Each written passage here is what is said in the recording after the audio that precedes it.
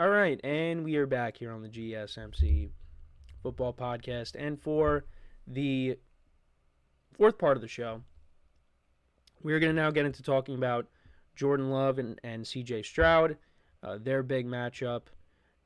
Again, one of the best games of the weekend. I mean, I keep saying it, but there's good games this weekend in the NFL. What can I say? So, Packers are coming in at 4-2 on the season. The Texans, they're coming in at 5-1. Their only losses to the Vikings. No shame there. Um, but the Texans, I still want to see them go up against a team that is on their level and beat them because they really haven't had that game. I mean, against the Bills, that was a good win, so I'll give them that. But when they went up against the Vikings, I mean, they got absolutely destroyed. And I think even with Joe Mixon, they still lose that game. So, this is a good test for them. Same thing for the Packers, too. You could probably say the same thing about the Packers. I mean, look at who the Packers have beaten this year. They beat the Cardinals, they beat a beat up Rams team, the Colts, and the Titans. So like I said, this is a true test for both teams. Both quarterbacks are playing really well. Jordan Love, ever since he came back from his injury, he's second in touchdown passes, despite missing those couple of games. But yeah, I mean they're both playing well, and they both had almost identical stats last year in their playoff debuts. So yeah, I'm really looking forward to this game. I wish this game was on later. I wish this game could have been the Sunday night game, but that's not the case here. So, but yeah, the Packers 4-2. I think they're starting to put it together. And the one thing that I really like about the Packers is Jordan Love just spreads the ball around to whoever. You look at the receivers that they have. I mean, Jaden Reed is really turning into a star. He looks like the number one receiver right now. Christian Watson being back, that just adds another dimension to this offense. Romeo Doubs, after being suspended, he had the 2 touchdowns. And then you got Dontavian Wicks as the number 4, but he got banged up with the shoulder. I think he's gonna play. And then you got 2 young tight ends. I like the Packers offense a lot. Running the football, Josh Jacobs has been okay. Only has 1 touchdown this season, so you'd like to see him, really have a big game. I mean, well, he did have that, 32 carry game, when they played the Colts, but I'd like to see him get into the end zone more. Partly because I have him in fantasy, and I thought he was going to have a big year. And again, he's been okay, but I wanted him to be better. And I just keep kicking myself because I didn't draft Saquon Barkley in one of my leagues. So, but the Packers, and the other thing too is, they didn't really get to Kyler Murray. You want to see that pass rush, get after C.J. Stroud, and it's going to be tough to do that. But I like the direction the Packers are going in. And I have this team making the playoffs. I had them as one of the wild card teams. I mean, we could very well see every NFC North team make the playoffs because that's where everything is heading right now. Because right now the Bucks, I guess, hold a tiebreaker over the Packers because the Bears and the Lions are both in, just not the Packers. So, but yeah, no, Jordan Love has looked good since coming back from injury, and then on the other side, C.J. Stroud, he's played well this year. And good for them, though. They got back Joe Mixon, who ran the ball effectively. Dameon Pierce as well. They got him back, and he had a big touchdown run. And they went out and they traded Cam Akers back to the Vikings. So that's the thing, though. You give the Texans a good running game, and you got yourself a balanced offense. I mean, they're going to be without Nico Collins for a few more weeks. They're going to get him back, but you still have Stephon Diggs. You still have Tank Dell. You still got Dalton Schultz. They have a lot of depth at the receiver position. So they're going to be okay. But how are they going to be in this game? I expect this game to be competitive. I feel like I've said that for every single game that we've talked about today. But I just think this game is going to be another good game. I do favor Jordan Love and the Packers in this game, but I do think that it's going to be it's going to be a tough game. The Texans, they also have a good defense. So, Jordan Love is going to have to, deal with that. You got Danielle Hunter and Will Anderson Jr. rushing the passer. And then, of course, C.J. Stroud in that offense can put up points. But I do favor the Packers in this matchup, them being at home. I feel like at times C.J. Stroud has struggled on the road this year. Well, not this year, but in general. Going back to last year as well. So, and the weather's starting to get colder. So they're used to playing in warm temperatures, and we saw how he played last year in the playoff game against the Ravens. So, I do favor the Packers right now, but again, if the Texans won, the Texans are a good team.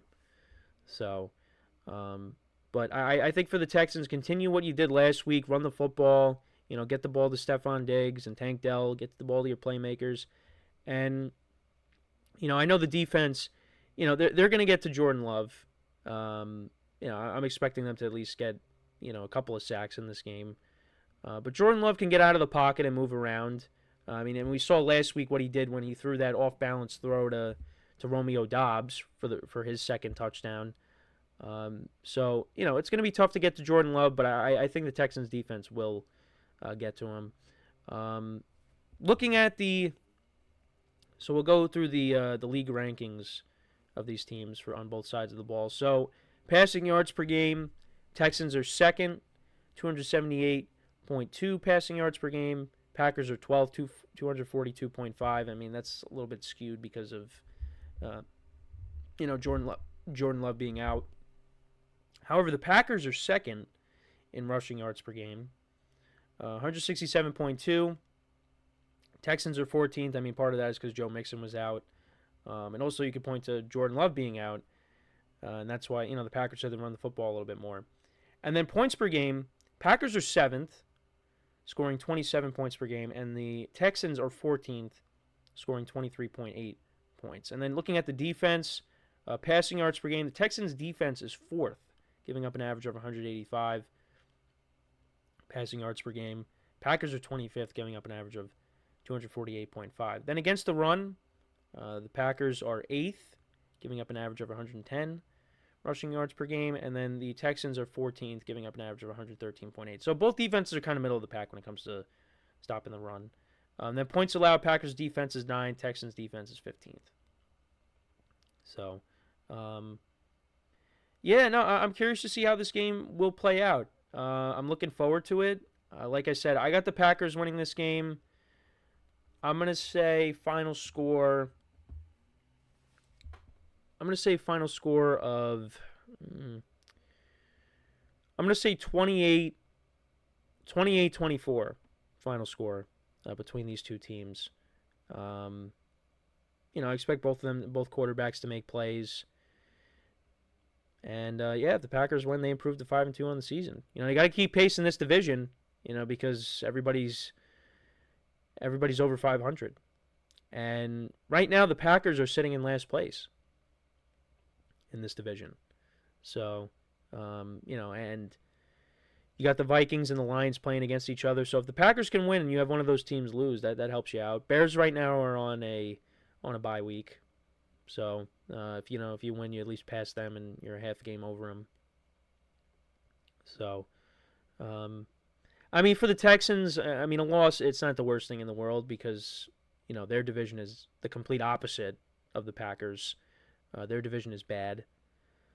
I know the Colts, they're back to 500, but the Jaguars and the Titans are both bad teams. So, really the Colts are your only threat, but you already beat them. So, it's not the worst thing in the world if the Texans do end up losing this game. They're going to run away with this division.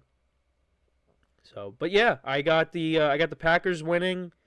Let me know what you guys think, though. Who do you have winning this game? Let me know in the comments.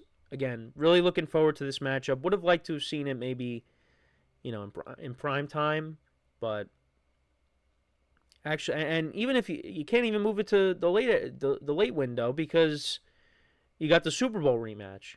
So, you're kind of stuck with this game being in the early window, along with the Lions and the Vikings. So, but you know what? I still think the Sunday night game is intriguing, just again because of the quarterbacks that are playing in the game.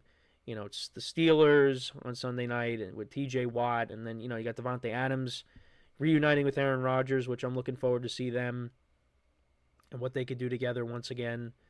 So there's still some, like I said, there's still some flair with that matchup. It's just unfortunate that this game, is in the early window. Because if this was a standalone game, I mean, sign me up for that. And maybe it will be a standalone game in February. Who knows? So when we come back from our final break of the show, we'll kind of go through all the matchups, all the big matchups in college football, and the rest of the matchups in the NFL, the ones we didn't highlight. I'll try to get to the games from last week. Just take a quick look at the games last week in college football, because there were some good games, some very good games. I mean, you had Oregon, Ohio State. That game came down to the last play. Also, Ole Miss, LSU was a good game as well. We'll take a look back at some of the good games there, as well as taking a look at the games for this week, and also in the NFL, what the games I didn't cover yet. So we'll get to the Sunday night game between the Jets and the Steelers, and talk about the importance of that game for really the Jets. I mean, the Steelers, right now they're in a good position, but the Jets got to start winning football games. So, and of course, we'll talk about the Giants as well. Saquon Barkley making his return to MetLife. We'll get into that. So, yeah, that's what we will get into. All that stuff we will get into when we come back from our final break of the show. So, for one final time today, stick around, and we'll be right back here on the GSMC Football Podcast.